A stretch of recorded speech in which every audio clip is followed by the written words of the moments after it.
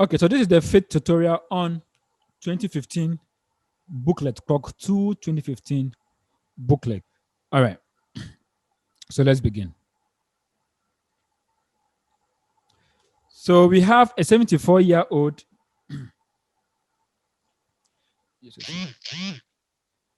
Somebody's phone is okay. A 74-year-old man complains of pain in the left foot and dark color.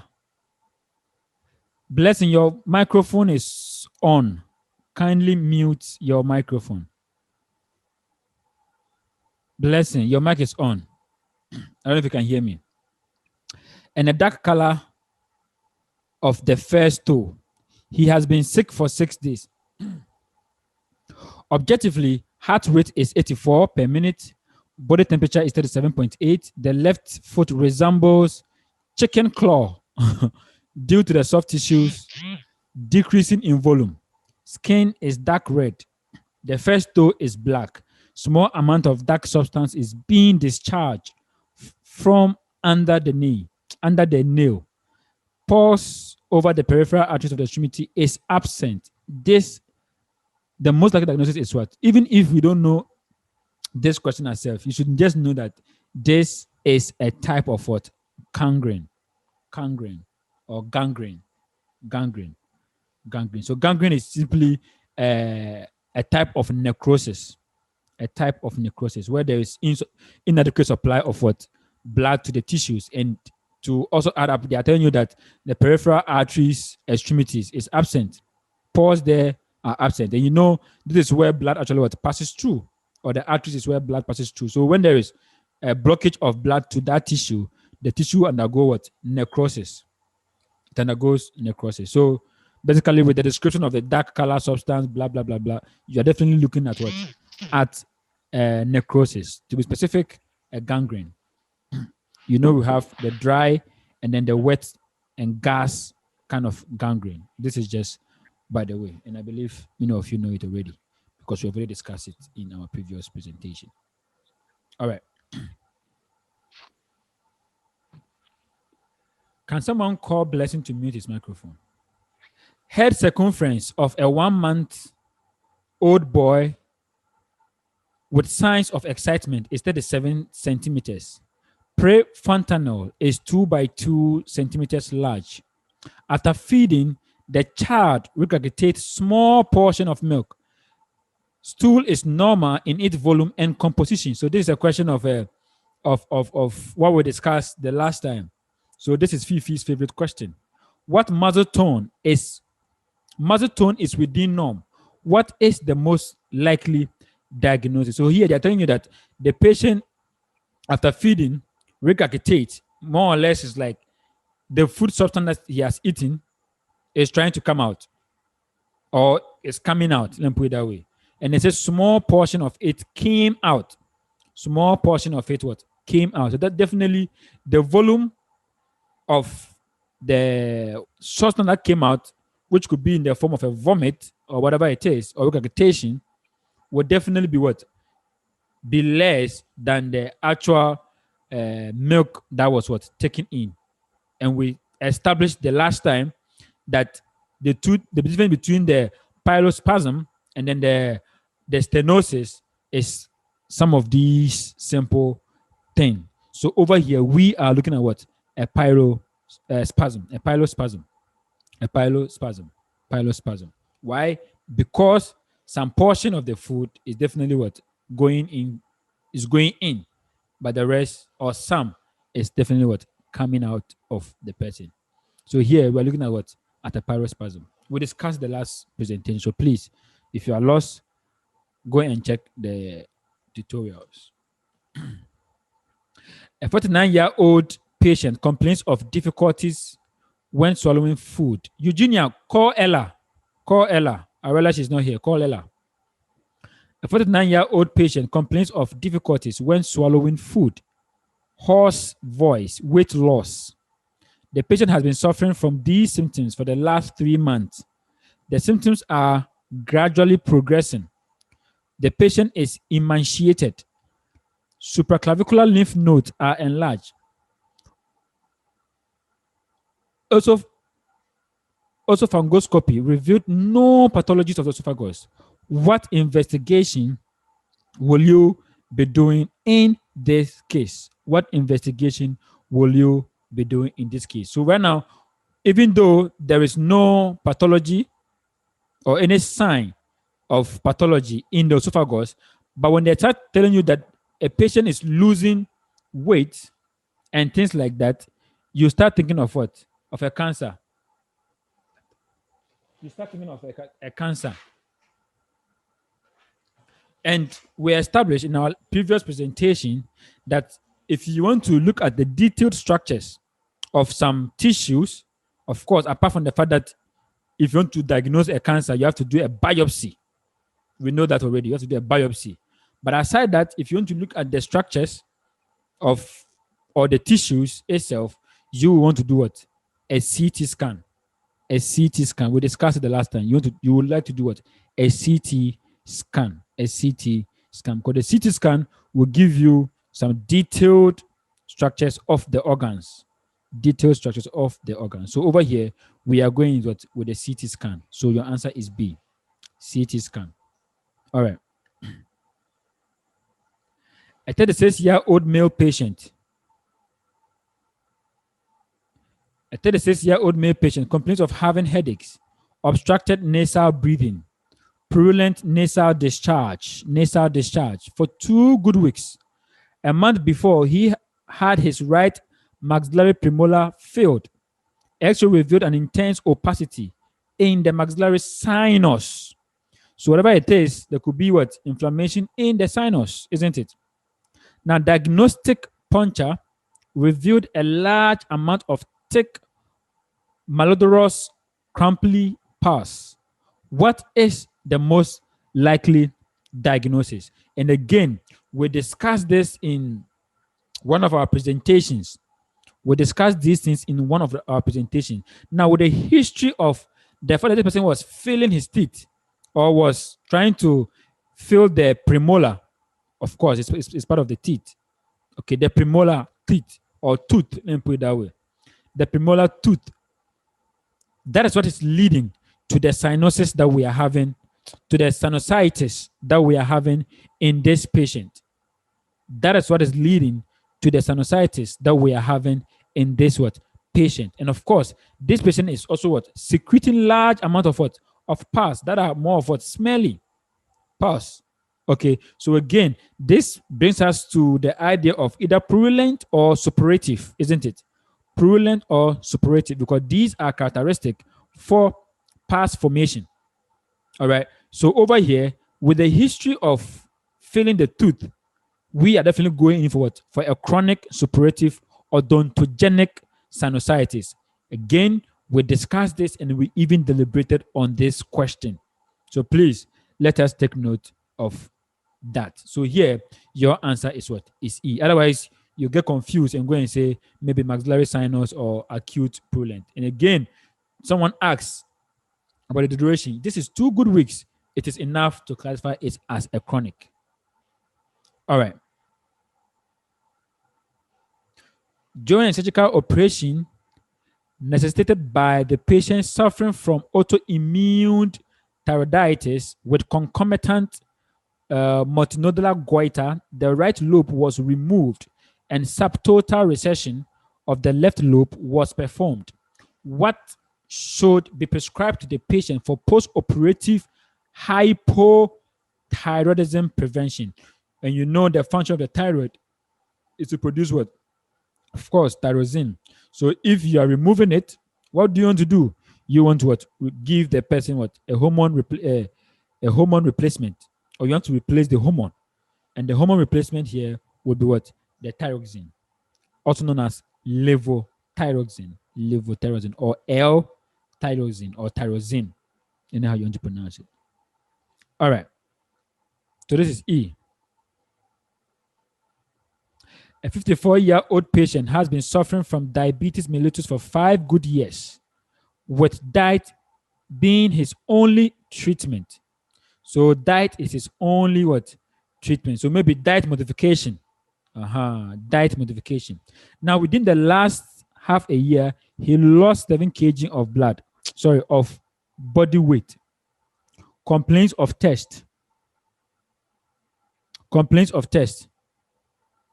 Vertigo when raising from bed.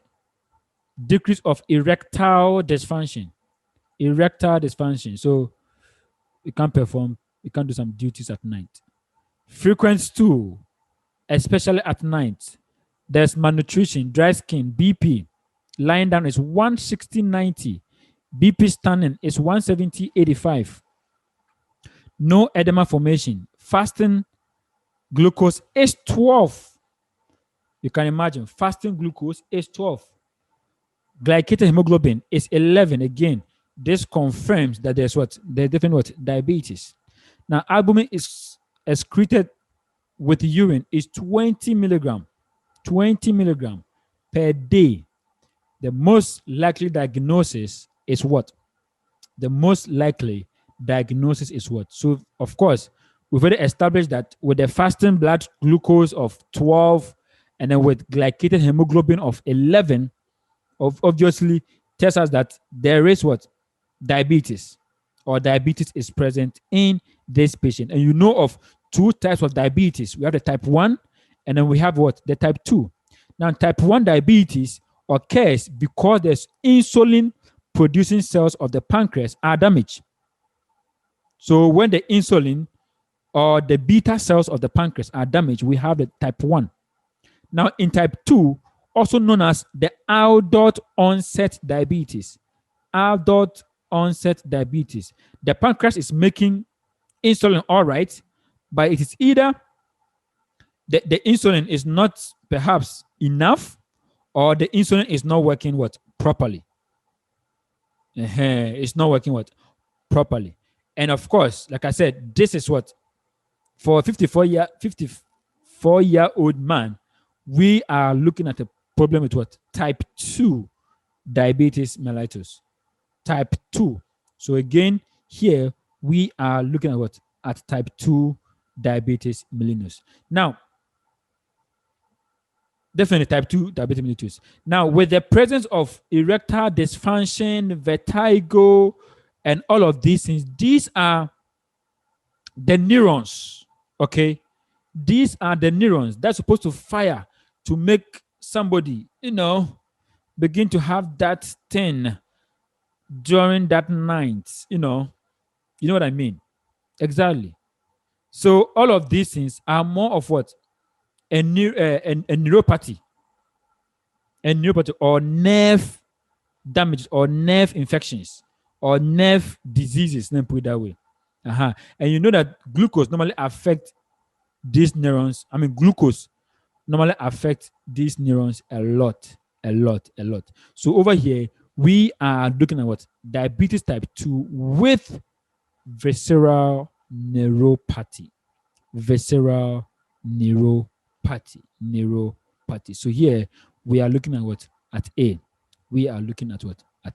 So A would definitely be our answer. All right. A young man suffering from seborrhea oleosa has numerous light brown and white spots on the skin of her torso and shoulders. The spots have clear margins, browny desquamation, no itching. What is your provisional diagnosis? So over here, what are we looking at? We're looking at a seborrhea, also known as a seborrheic type of dermatitis. A seborrheic type of dermatitis. This is a skin disorder in which the sebaceous gland of the skin produce an excessive amount of the sebum, or the fluid inside. It produces a excessive amount of it, and this can cause scaly, flaky, itchy, and then red skin. However, there are two types of this seborrheic dermatitis. There are 2 types, and one is the seborrhea sicca. meaning dry. Sicca means dry. And then we have the oleosa, meaning oily. Oily. Oily. Oily. So these are the two main sort of or type of what? A seborrheic type of what? Dermatitis. And that's what over here, your answer should be what? A seborrheic dermatitis. Seborrheic dermatitis. However, Krok says this is pityriasis vesicola, whatever you want to pronounce it. But that's what Krok is saying, that this is what? Pityriasis. But what I know about pityriasis is that pityriasis is actually a yeast infection of the skin. A yeast infection of the skin, which of course can also cause what? A flaky, the scarlet patches, which can appear on the chest and even at the back. That's what I know about pityriasis or pityriasis. That's what I know about it. So for me, if not because of Krok, I'm going forward for C. But then again, I stand to be corrected. But I've explained why I wouldn't go forward the pityriasis. So Krok, your answer is A. But in terms of what we know or what we should know, this should have been what? A seborrheic dermatitis. And like I said, there are two types, either the oily or the scaly. But this is talking about what? The oily type. Oily type. Oily type. And it is right here before our eyes. Oily. But then, let's see what happens. But that is the answer is A. 10 days after birth, an infant developed a sudden fever up to 38 degrees Celsius, 38.1. The skin of the navel, abdomen, and chest is erythematous. Erythematous. Someone was telling me the last time that how will you see erythema on a black skin? There are multiple pear-shaped blisters with no infiltration at the base. Single bright red, moist erosions with epidermal fragments on the periphery. On the periphery. What is your provisional diagnosis? Again, we have discussed something like this before. So anywhere there is epidermal fragment on the periphery, you are thinking of what? Epidemic pemphigus of the newborn. We have talked about this. Epidemic pemphigus of the newborn. So please take note of that. In neonatal pemphigus, you are basically thinking of what? A transitory autoimmune blisters. Autoimmune what? Blisters. That's what you look at for when you're talking about a neonatal pemphigus. Neonatal pemphigus. So here we are looking at what? At A. Pemphigus of the newborn. Pemphigus of the newborn. All right. In a traffic accident, 2 persons died. An appointed forensic medical expert was called on duty to another accident location. Okay. Therefore, according to the criminal law in force in Ukraine, an investigator called in the following specialists for examination of the location. What it means is that which one of these will you call to come and examine somebody who is dead, and perhaps we examine the location and the body? Basically, that's what the question is trying to talk about. And I think every single doctor can determine whether a person is dead or not, right? So when the cardiovascular system stops beating completely, respiratory system stop working completely, and of course you check the people and stuff, you can medically diagnose that this person is what? Is dead. That's what clinical death is present, isn't it? So every single medical doctor can detect that. You don't need a specialist or whatever to come. Any doctor can do it. So over here, you'll be looking at what? The nearest available medical doctor can just go and observe and then confirm. All right. 35-year-old female patient has gained weight within a year with normal diet. She complains of chills, sleepiness, dyspnea.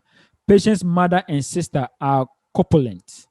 Height 160, weight 92, BMI 35.9. What type of BMI is this? Anyone? What type of BMI is this? Anyone? Second stage obesity.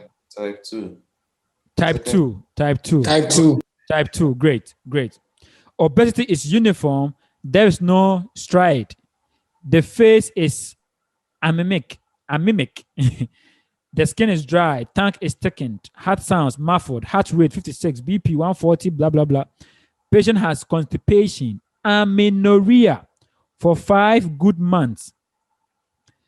Now, I don't know what this value really is over here. Cardiogram shows no pathology. What is the etiology of obesity? Now, I don't know what this unit actually stand for. I don't know whether it is the unit, but I don't know what they really mean. The MKM, I don't know what they really mean to know whether it is high or it is small. Okay. However, regardless of me knowing that, you must also know that when anytime we have low amount of thyroxine, or when we have hypothyroidism, it is normally associated with a decreased thermogenesis. To be specific, decrease the basal metabolic rate. The basal metabolic rate is always decrease. It's always decrease. And when such things happen, it can also lead to increase in mass. It can lead to increase in mass, because you are more or less not active. Because when thyroxine is there, you become active. You know, your basal metabolic rate becomes normal and stuff. But in cases of low basal metabolic rate, you more or less become sluggish. And imagine you're just sitting down doing nothing. You become obese, isn't it? Exactly. So over here, regardless of me knowing what this value really means to help me, whether it is high or low, we can say this person is suffering from what? This is hypothyroidism. So the answer should be A, hypothyroidism. Weak, but of course, and again too, amenorrhea too is what is present. Nothing is actually going on for this patient. Nothing is actually going on. The person is dull. So we can conclude that we are having what? Hypothyroidism. So your answer here is A.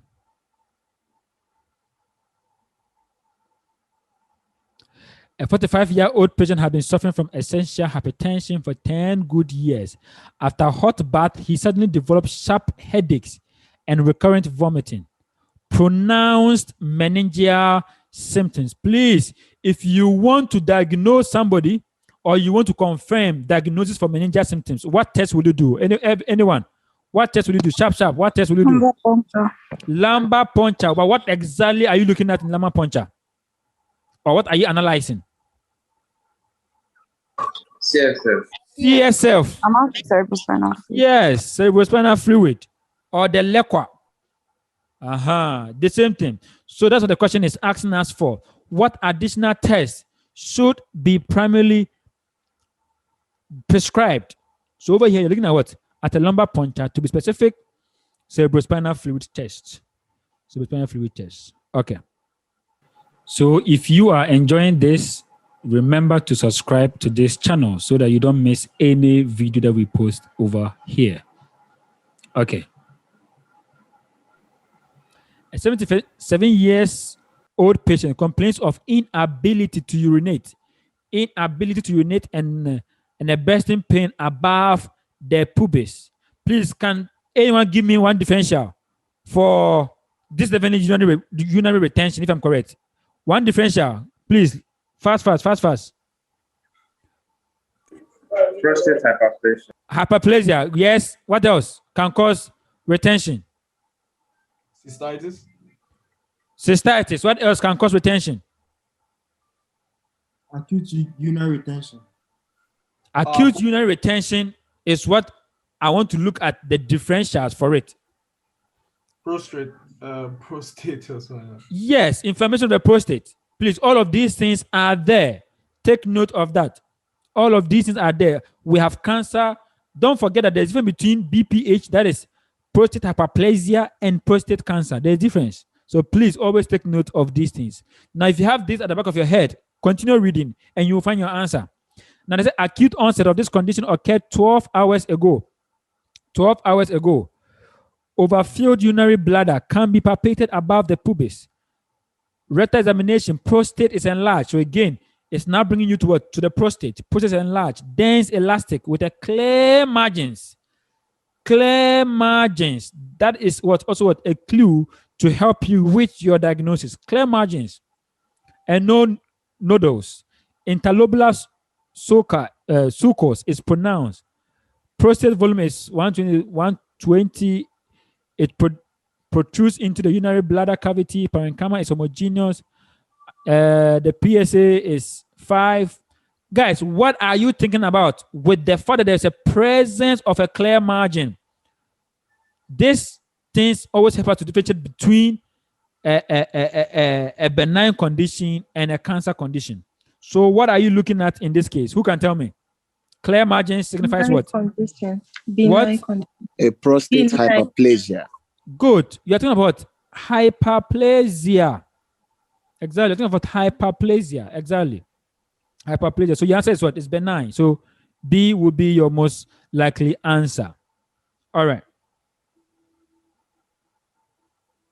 A patient with a uterine fibromyoma. Someone said fibro something the last time. I think that was Uche. Patient with uterine fibromyoma, size of 8 to 9 weeks of pregnancy, consulted a gynecologist about acute ache in the lower abdomen. Examination revealed a pronounced positive symptoms of peritoneal irritation. This means there's what? There is peritonitis, isn't it? With high leukocytosis. Vaginal examination revealed that the uterus was enlarged up to 9 weeks of pregnancy due to the fibromatous nodes. So this fibrosis is making you look like you are pregnant in a way. One of which was mobile and extremely painful. The appendages were not palpable. Discharges were mucus coming with moderate amount. What will you do? Yes, we said in some fibromyoma, you can do a conservative treatment, isn't it? But this is a serious myoma or fibromyoma. 8 to 9, the size is 8 to 9 weeks, like you are pregnant. This is quite big. So definitely you have to do an urgent surgery. Exactly. Urgent surgery. And that's how you do urgent surgery. So you do a laparotomy. You open and then you do your surgery. But of course, most fibroid that does not cause any problem, you can do your surveillance or conservative treatment. All right, so this is E. A 4-month-old child was admitted to a surgical department 8 hours after the first attack of anxiety. 4 months old. The attacks happen every 10 minutes and last for 2 to 3 minutes. Vomiting occurred once. Condition is grave. Abdomen is soft. Palpation revealed. Guys, look.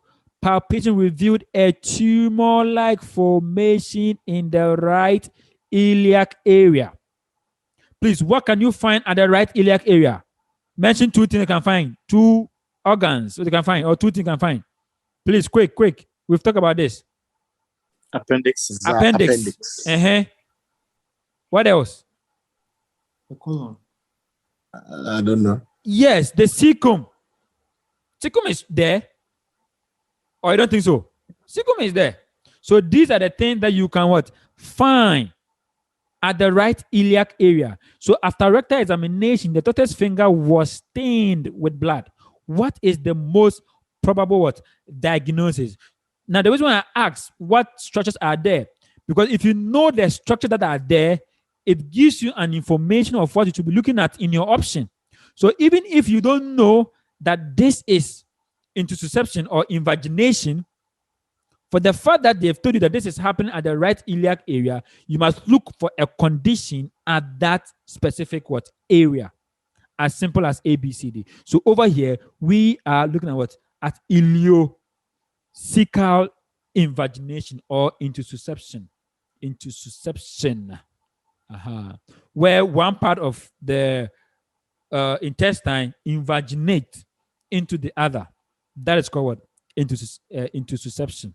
And sometimes they can have some sort of vomiting and stuff like that. But unfortunately, this person vomited what? Once.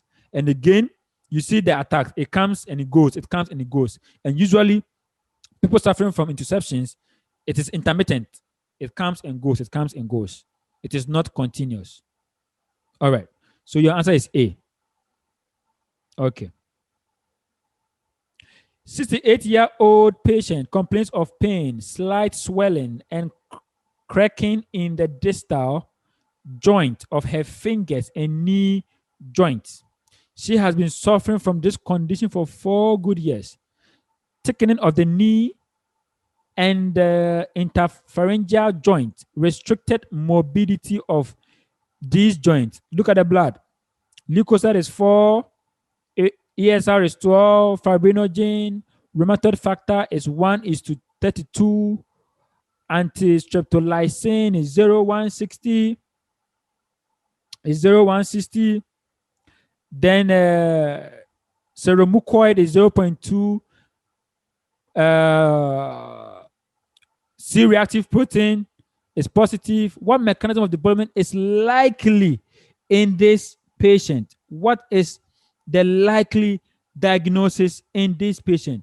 In other words, if you look at somebody who is suffering from all of these things, rheumatoid factor is present, antistreptolysin is there, definitely you know that we are going to talk about what? A rheumatic what? Disease. Or this is definitely what? A rheumatoid or rheumatic disease, where there's a chronic inflammation of the connective tissue, including the joint. Including what? The joint. And usually, when this, you know that of course, inside the joint, you can talk about the collagen fibers, or you can talk about the extracellular what? Matrix. And when you talk about the extracellular matrix, you cannot say you will not talk about glycosaminoglycans, because they form part of the what? Extracellular what? Matrix. They form part of the extracellular what? Matrix. Yes, people might say, oh, what about the rheumatoid factor? So can't we say this is the rheumatoid factor development? Yes, that's the argument. Somebody might be asking. And again, someone was also asked, with antistreptolysin, OB160 unit, can't you also look at this as a streptococcus? Because of course, you know that it's strep that is coming from the what? From the strep. Well, that's what we get from what? That's what we get our anti-streptolysin. But in the long run, eventually, everything is have to happen with what? With the connective tissue. Everything affects the connective what? Tissue. Everything deals with the connective tissue. And that's what over here, instead of going for either of these, we are concentrating more on what? The connective tissue destruction. Connective tissue destruction. And therefore, your answer here should be what? Should be C. Should be C. Should be C. Should be C. Because every other one could be possible. Right? It could be. But over here, we are looking at what? The connective tissue. Sorry. Connective tissue. So your answer is C. All right. 30-year-old male patient consulted a family doctor 2 months after he had been operated for an open fracture of the brachial bone. The patient condition is satisfactory. In the area of operative wound, guys, look, they're giving you your clue. In the area of the operative wound, there is a fistula with a purulent discharge, redness, and fluctuations. So again, they've told that there's a sign of what? Inflammation going on. Now, X-ray is showing that there is a bone destruction with a segestra. Now, segestra is simply a piece of dead bone. A piece of dead bone that has become separated during the process of necrosis from normal or a sound bone. All right. And it is usually a complication of osteomyelitis. Usually a complication of osteomyelitis. So the question now is that what complication arose in the post-operative period? But of course, like I said, there is definitely what? A bone infection due to the presence of what? Some purulent discharge, redness, and fluctuations. It shows that there's osteomyelitis. But this condition is happening due to what? An open fracture that was there, that was being operated upon. So we can say this is what? A post-traumatic osteomyelitis. Post-traumatic osteomyelitis. So your answer is B. A 40-year-old female patient complains of having a bulge on the anterior surface of the neck for 5 good years. If I ask you a question now, I know you guys know all the differentials when it comes to what? Anterior neck swelling. You should know all the differentials. So I wouldn't bother myself asking you guys. Now, objectively, the heart rate is 72 beats per minute. Arterial pressure is 110/70. In the right lobe of the thyroid gland, palpation revealed a mobile 4 by 2 centimeters node. The left lobe, is not palpable. The basal metabolic rate is 6%. What is the most likely diagnosis? Who can tell me if there's any sign of hyperthyroidism? Is there any sign of hyperthyroidism in this question? Anyone? No. And so if there's no sign of hyperthyroidism, it means this is a non-toxic goiter. Non-toxic goiter. But then again, they've told that this one is what? Having a 4 by 2 node. So it's what? A nodular non-toxic goiter. Nodular non-toxic goiter. And so therefore, we say this is what? It's A. Of course, non-toxic also means what? Euthyroid. So please don't get confused with the word euthyroid. Euthyroid means what? Non-toxic. So it's the same thing. So your answer here is A. Nodular because of the description or the palpation that reveal that there's what? Nodular non-toxic goiter. So your answer is A. Estimation of community health level involved analysis of a report on diseases registered among the population of catchment area reporting from 12. What index is calculated based on this report? So basically, you're in a community, they want to analyze disease that have been registered among the population. Disease that have been registered among the population. So what are you going to do that for? Definitely, they are looking at for what? The morbidity rate. Morbidity.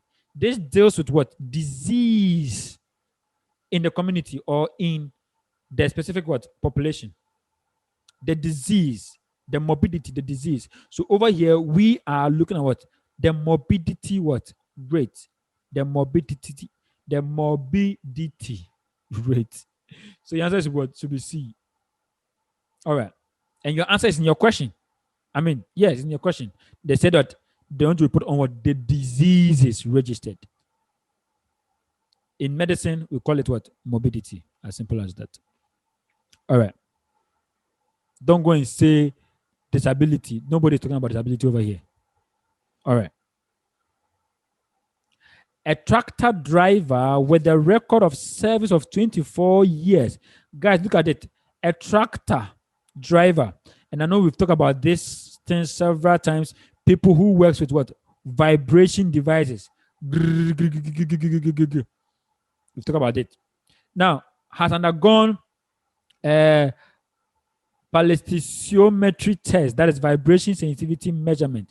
Test revealed an increased vibration sensitivity threshold at the frequency of this to that.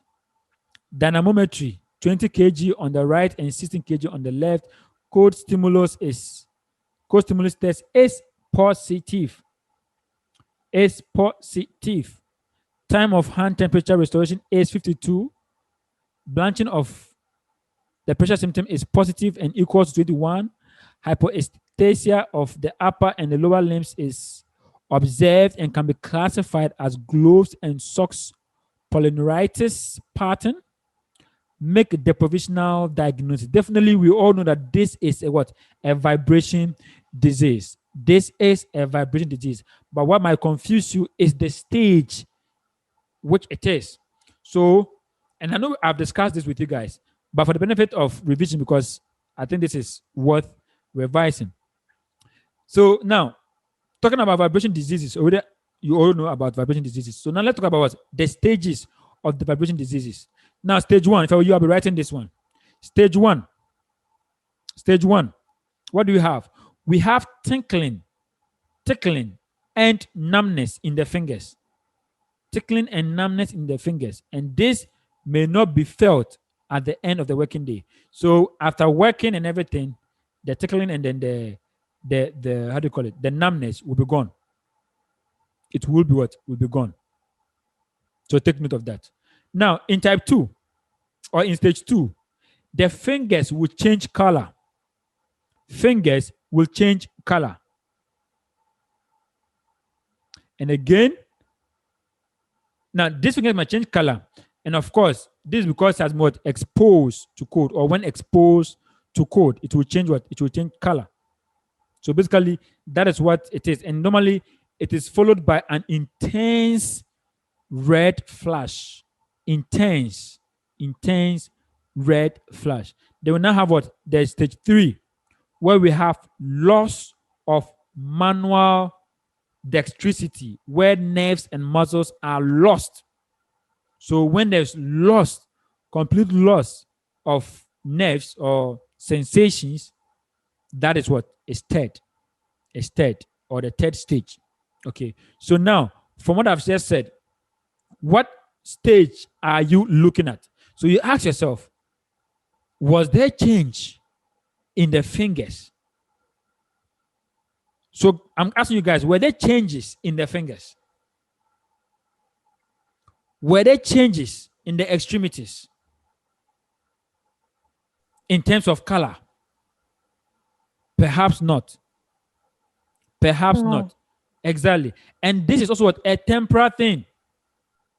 It's just a temporal thing. Because they said that the time of the hand temperature restoration is 52 minutes. So it is restored. And we said at the end of the working day, you don't even feel a thing again. So definitely, we will be looking at what? A vibration disease. But this is what? The first stage. First stage. Now, we can easily say this is first stage, but now the question now is that, is it local or is what is combined? Now, if you look at all the thing that is being said over here, you could say this is not localized at a particular place. I mean, it's not specific to a particular part of the body, but it's more or less like what? A general kind of a what? General kind of a thing. But I won't say this is what? A general vibration in that sense, but rather we'll go in for what? For a combined vibration. Combined vibration. Whether that's saying a general, that's like the whole body is taking place, even though it is not localized. It's not localized. Sometimes I tend to wonder how, Ukraine people, they do their classifications and things like that. Okay. However, this is combined rather than what? General. General means that the whole body perhaps is being affected. But maybe it's not the whole body, and neither is it a localized vibration. Neither is it. So we can say this is what? A combined vibration. But of course, I'm open for more elaboration on this combined and then general and local. I'm open for more contribution on this. So please write it down and then contribute to it. So here your answer is what? Is A. A patient's X-ray shows deformation of lung pattern, pneumofibrosis. Pneumofibrosis. Then there's what? Reticular or honeycomb lung pattern of lower pulmonary segment. Cylindric and fusiform lumps. What is the most likely diagnosis? What is the most likely diagnosis? So over here, the clue that you need to pick up from this is that there is what? Pneumofibrosis. In other words, there is what? Scarring of the lung tissue. There's what? Scarring. And when lung tissues are scarring, they become permanently what? Damaged, isn't it? Permanently, they become what? Damaged. And the ability for lungs to recoil and expand will be impaired, because we know that when it gets into the alveoli or whatever it is you might be thinking about, or the lungs tissue, the lung has the ability to be inflated and to require to push it back, isn't it? But whenever there is what? Pneumofibrosis, or when there's scarring in those lung tissues, the ability to recoil will be decreased. Will be what? It will be decreased. So over here, we are looking at something that has to do with a permanent dilatation of the tissue. A permanent dilatation of the tissue. And over here, we are looking at what? Bronchiectasis. Bronchiectasis. So bronchiectasis of the airway or the pulmonary segment. So here we are looking at what? We're looking at multiple bronchiectasis. Multiple bronchiectasis. So your answer is D. Your answer is D. All right. Now somebody might get confused. Why don't we consider diffuse pulmonary fibrosis? Somebody might be thinking about things like this, but no, we can't talk about diffuse pulmonary fibrosis. But this is not a diffuse condition. No, it's not a diffuse. This is happening at the lower pulmonary segment. So it's crystal clear. So don't get confused. So this is D. A 41-year-old patient with Addison's disease, heart influenza, Addison's disease. Guys, what is Addison's disease? Quick. Addison's disease. Quick. Anyone? Low cortisol. Low cortisol level, or low what? How do you call it? Definitely. So hypo. Aldosterone. Yeah, no. Cortisol. So cortisolism. Am I correct? Yes. Low cortisol level, basically. So that's what it's all about. But let's look at the question. Now, the person had Addison's disease and had what? Influenza. Now, after that, he developed anemia, depression, nausea, vomiting, diarrhea, hypoglycemia, BP is down, decreased content of corticosteroids, hydrocortisone, 3-oxy, blah, blah, blah, blah, 17. All of these are all generations, or they are all what? Processes of producing it's like process of differentiation. Now, what condition has developed? Of course, adrenal gland insufficiency, because you know that the part of the gland that. Now, ask the question: what part of the adrenal gland is responsible for cortisol production? Quick. Adrenal cortex. No. Cortex, but which part of the cortex? Quick. Do you know GFR? You say? I don't know. Glomerulosa or something like that. I'm going to beat you people. Look at it. This is this is your medulla. Okay. Now this is your cortex. So this is your medulla. What does the medulla do? What does it produce? What hormones does the medulla produces? Epinephrine and norepinephrine. Yes, catecholamines. Exactly. Catecholamines is being produced inside the medulla. So, and what disease is very, very peculiar with the Oh, the medulla? fasciculata, zona fasciculata. See you them. See you them. So we have the GFR, always GFR, kidney. You know of the kidney, right? GFR, glomerular filtration rate. Me, this is what I use to, it helps me to know what part is it. So glomerulosa, fasciculata, reticulata. So the glomerulosa produces what? Aldosterons. Fasciculata produces what? Cortisols. The reticulata produces what? Sex hormones. Sex hormones. I have, sorry to say this, but it's good for remembering. There's a saying that, shall I continue to say it? Don't worry, I won't say it. Yes, we are Hey, doctors. We are is saying. it go It's, none of us are children, please. They say, as you are going deep, it's getting sweet. Sister, As you are going deep, it's getting sweeter. You people are bad. You people are spoiling me. How many guys? Hey, elder. How many Elder. guys?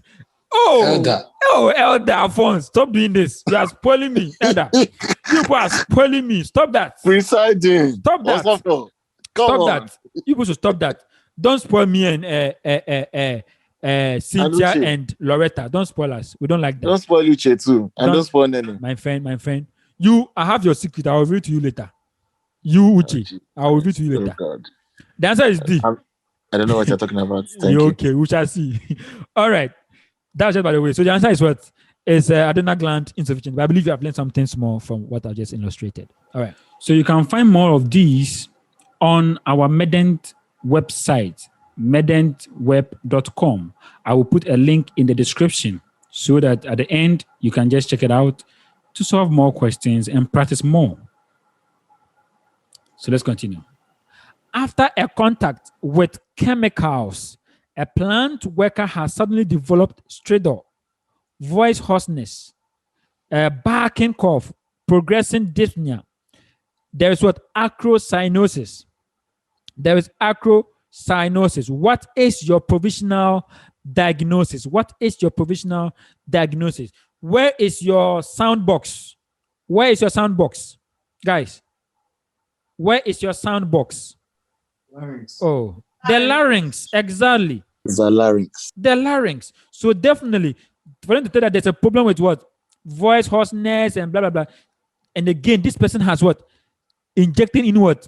Or has come to contact with a chemical. And I think Fifi also was talking about something when we start talking about some chemicals like sulfur getting into the body. And I was saying it's non-specific, something like that. And we said chemicals doesn't only go through the nostrils; it can also pass through the mouth and things like that. I believe you guys can remember that time, something like that. Let me not waste time. So let me just go straight to the point. Now, what is your provisional what? Diagnosis. Definitely, this is not a cancer situation. Okay, it's because the person has injected in or has taken or has come into contact with these chemicals, and so therefore the larynx is sort of reacting to it, and so therefore we are having what? A pharyngeal what? Edema. Pharyngeal what? Edema. Pharyngeal edema. Pharyngeal edema. Or there can be what? And this can lead to what? Stenosis. This can lead to what? Stenosis. So if you really want to talk about the infection that might cause this edema, could be what we call laryngotracheitis. Laryngotracheitis. I believe you guys can remember it. Laryngotracheitis. And what other disease can cause laryngotracheitis? We mentioned it. It just came to my mind. Parainfluenza. Influence. Oh, guys, you are too good. It means people are listening. That is good. That is good. So anytime we're having what? Respiratory infection or upper respiratory infection, one of your differentials you should be looking at for, especially when it's coming from these influenza guys, please, laryngotracheitis should come to your mind as well. That's by the way. So here your answer is D. Guys, if you are lost, I don't know what to say, but try and go through the videos because these are not new things I'm saying here. We've already talked about them. Okay, we've talked about them. All right. A 58-year-old patient complains of general weakness, weight loss up to 10 kg within the last 1.5 months. That is quite serious, isn't it? Progressive pain in the small of the back, rate of body temperature up to 220, 160. Subfebrile body temperature. Tuberous, slightly movable lump can be palpated in the right subcostal area. The veins of the spinal cord and the scrotum are dilated. So start thinking. I know the ladies will not be able to imagine where the scrotum is, but I'm sure they know what it is. And I'm sure I don't want to continue. HB is 86. ESR is 44. Urine test, that. Protein is this. Leukocyte is that. What is your provisional diagnosis? What is your provisional diagnosis? Guys, we've already established a basic concept that anytime there is what? A weight loss, what comes to your mind? Weight loss, what comes to your mind? Especially 10 kg within 1.5 months. What comes to your mind? You are thinking of a cancer. You're thinking of a cancer, or you can think of what? A tumor. Of course, tumor can develop into a cancer, isn't it? But not all tumors are cancerous. Let me clarify this. Not all tumors are cancerous. But it can also lead to what? To a cancer. So even if you don't know what it is at all, definitely the rest cannot perhaps lead to a significant weight loss such as this. So even if you don't know at all, we will still consider this to be what?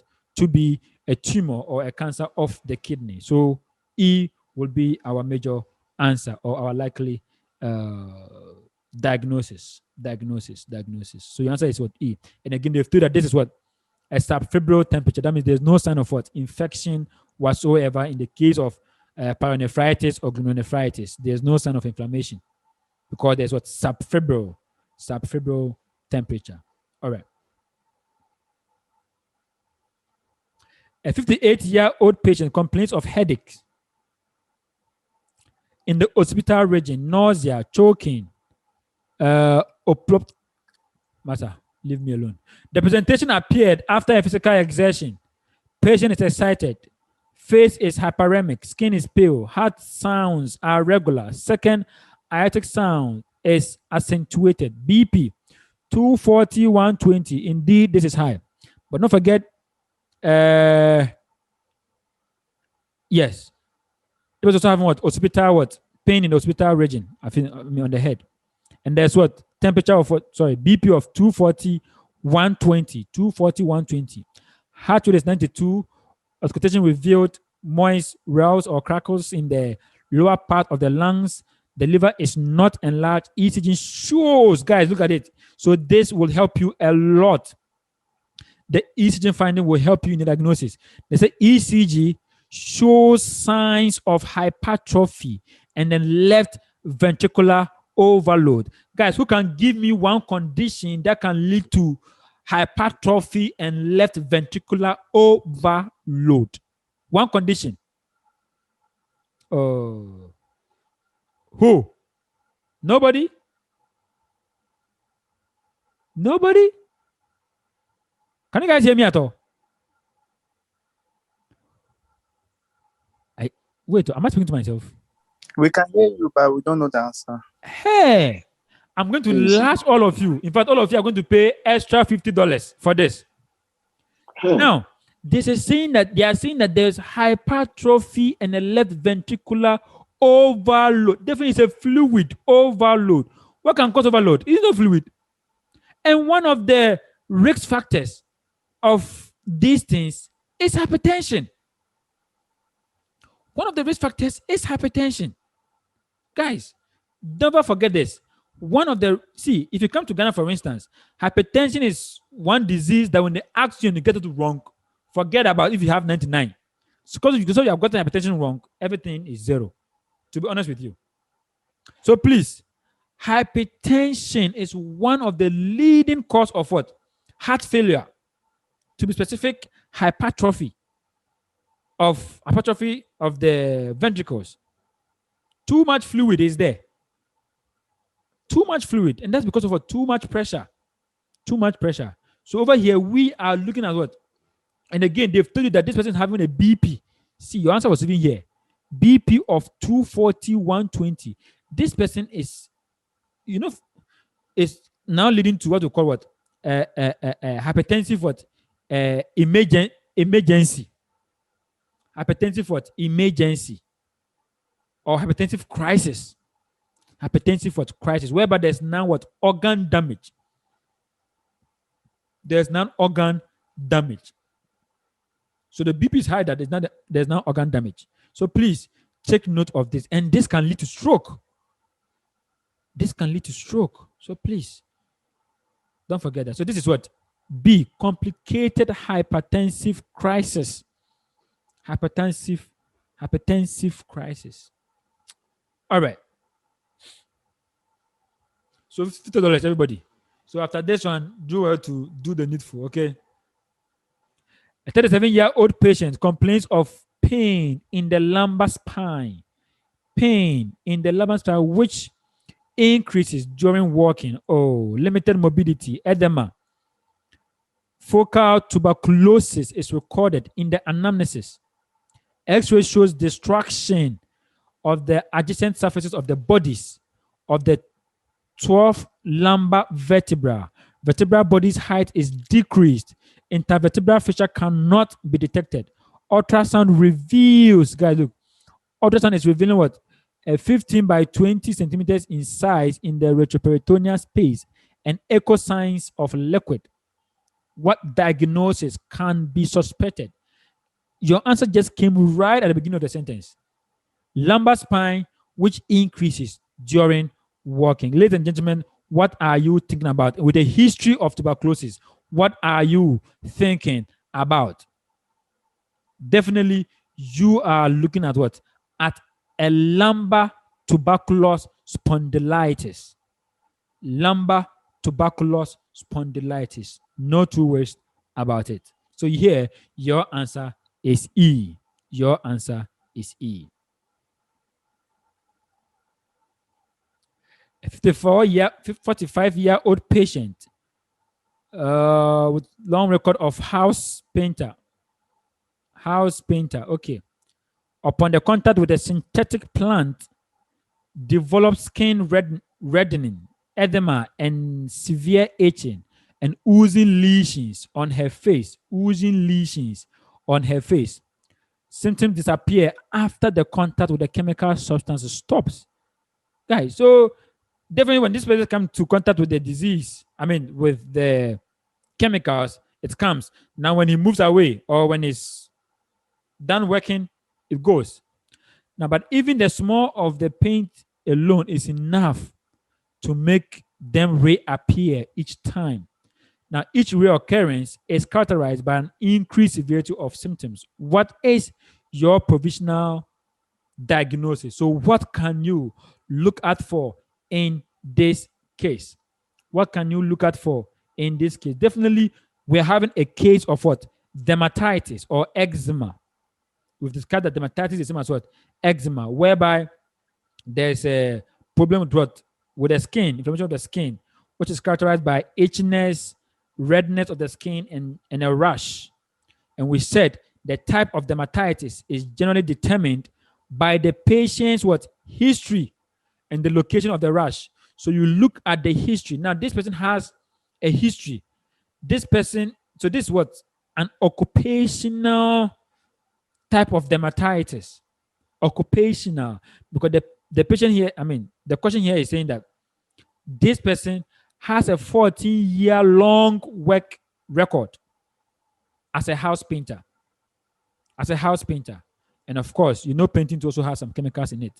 Paint have some chemicals in it. And definitely, anytime he's painting or doing a job, of course, the problem comes. So this is what?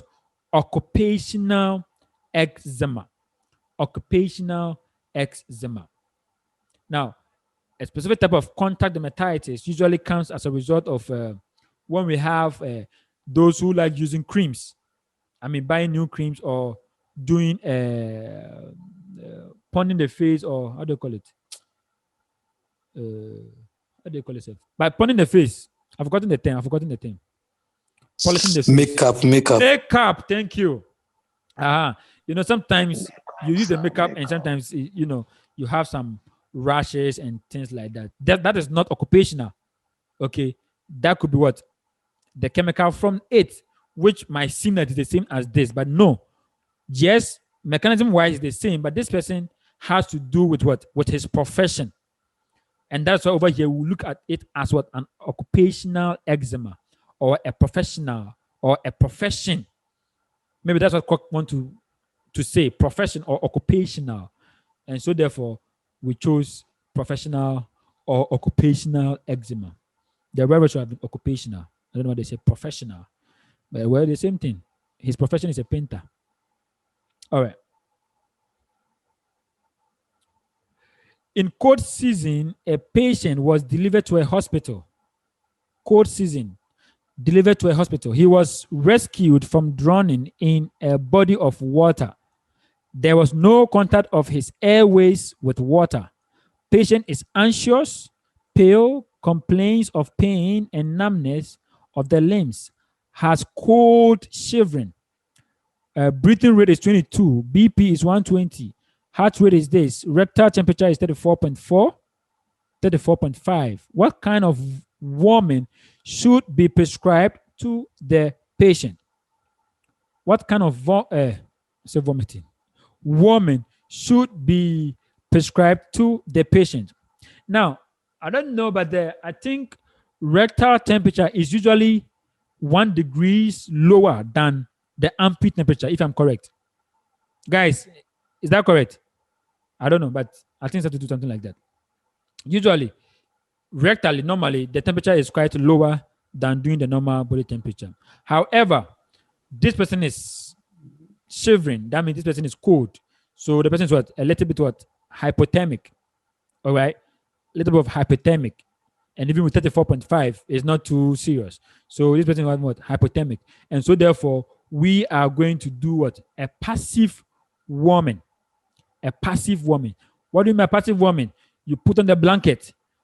Ose has a very big blanket in his room. Anytime it's cold, with his, the natural heaters. When I say natural heaters, I hope you guys can decode it. The natural heaters, the contact to contact, body to body, natural heaters. Some of you can relate. Nene and Fifi can relate very well. And if you are forced, can relate. But these are natural what?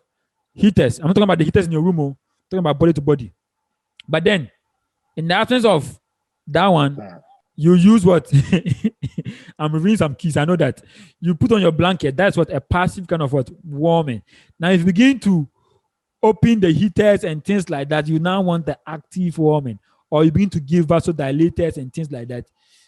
Actively, you want to warm yourself. But this one is passive warming. So therefore, stop doing the body-to-body contact. Use passive warming. Use the blanket. Okay? Please, use the blanket. All right. That I won't say anything. No. I didn't say anything too. Okay. A survey radiograph of a 52-year-old patient worker of an agglomeration plant, 28 years of experience, the concentration of a metal dust. See, many times they start mentioning about somebody's work and things like that. Start thinking of occupation thing or occupational hazard. Now they say there's a mental dust with this. Shows mildly pronounced interstitial fibrosis with a diffuse contrast, well-defined small nodular shadows. The patient has no complaints. Pulmonary function is not yet compromised. But eventually, if it continues like that, trust me, it will be what? Compromised. The person will start developing what? Who can tell me what the person will start developing? We discussed it earlier on. Sclerosis? No, yes, sclerosis, pneumosclerosis. But what is the eventually? What will it lead to? We talk about it. Yeah, what will it lead to? Bronchiectasis. Do you guys remember it? Bronchiectasis. No. When there's a permanent dilatation. You remember now? We talk about this. But then, back to the question. Now, what is the provisional diagnosis? Now, they've told you that there's what? A mental dust. This is referring to what? Iron. Iron intoxication. Iron intoxication. And if mental dust is iron intoxication, then you are thinking of what? A pulmonary siderosis or a Welder's disease. Welder's disease or siderosis. So here we are looking at what? A siderosis. All right. A week before, a 65-year-old male patient, suffered acute myocardial infarction. His general condition has deteriorated. He complains of dyspnea at rest, pronounced weakness, edema of the lower extremities, ascites is present, half borders are extended, paradoxical pulse is 2 centimeters displaced from the apex beat to the left. What is your provisional diagnosis? First of all, they've told you this person is having what? Myocardial infarction, and countless number of times I've explained what MI is. But basically, myocardial infarction can also mean what? A heart attack, which occurs when the blood flow decreases or stops to the the blood flow to the heart or to the cardiomyocyte. It decreases or it stops. So the cardiac myocyte or the muscles are not getting enough blood. And when blood is not supplied, it means oxygen is deprived. Okay, and that's what is leading to a necrosis. So actually, it's called a necrosis in the heart. Basically, it's called necrosis in the heart. Now we are having a case. Now over here, we're not having a case of what? Of lower extremities, edemas, ascites, heart borders extended, and so on and so forth. Now over here, the question now is that what are you looking at? Definitely, you can't say this is a recurrent myocardial infarction. No. Over here, we can also say this is a pulmonary embolism. No, because there's no any history of what? DVT or deep vein thrombosis. So you can't be thinking about deep vein thrombosis or pulmonary embolism. No. And you can't think about pericarditis either. However, we could consider this as an acute cardiac aneurysm. Acute cardiac aneurysm. We can consider this as a possible diagnosis. We can consider this as a possible diagnosis. An aneurysm of the left ventricular myocardium develops in about 10% of people suffering from myocardial infarction, and it is also a risk factor for heart failures. It's a risk factor for heart failure. So over here, we will be looking at a possible case of acute cardiac aneurysm. Although the mechanism of action is not really clear in this question, but yet by elimination, we can definitely look at this as an acute cardiac aneurysm. All right. But of course, we can add more information to it. A 60-year-old patient complains of a nearly permanent sensation of heaviness and fullness in the epigastrium. Epigastrium. Okay. That increases after eating. Foul-smelling eructation, occasional vomiting with food consumed 1 to 2 days ago. This is a fifth question. There's weight loss. 12 years ago, he was first found to have an ulcer of the pyloric channel. The patient has taken ranitidine for periodic hunger pain. That's like more or less like proton pump inhibitor, I think. The patient's condition has been deteriorating over the last 3 months. Splashing sound in the epigastrium is present. What kind of complication is it? This question goes to Fifi. Fifi, answer this question for us. What are you looking at? Fifi. Can anyone tell me what this answer is? Pyloric Stenosis. Stenosis. So we won't go for spasm this time around. We'll go for what? That's why I said stenosis because come again. I'm still trying to understand why. Exactly. So I'm coming to that in a nutshell. Now this patient has had what we call what an ulcer for 12 good years. This person have been predisposed to ulcer for 12 good years. And when we say ulcer, we are talking about what? An erosion in the mucosal lining. Okay. Now imagine your what is needed for contraction and things like that are all eroded, or the mucus is eroded. What again is there for you to do? Basically nothing. And that is why ulcers are very, very, very, very, very, very, like, more or less, they are risk factors for development of what? Of a stenosis. Risk factors for developing what? Stenosis. And again, if you look at the anamnesis too, they've told you that this person is having what? Fullness. That means the stomach is full. This epigastrium area actually is referring to the stomach area, because if you look at your epigastrium, it's more or less pointing to what? Your stomach area. Now the stomach is full. It's full. That means food is not passing. It's full. Something has blocked the passageways. Let me put it that way. And again, there's weight loss. That means that digestion, or let me say absorption of the food that was taken, is not happening. In a way, it's not happening. That's why there's what? A significant what? Weight loss.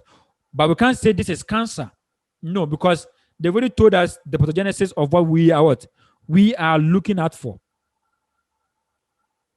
Do you get me? So that is why over here we are going with what? With the stenosis. And again, they've told you that this also is taking place at the pyloric part.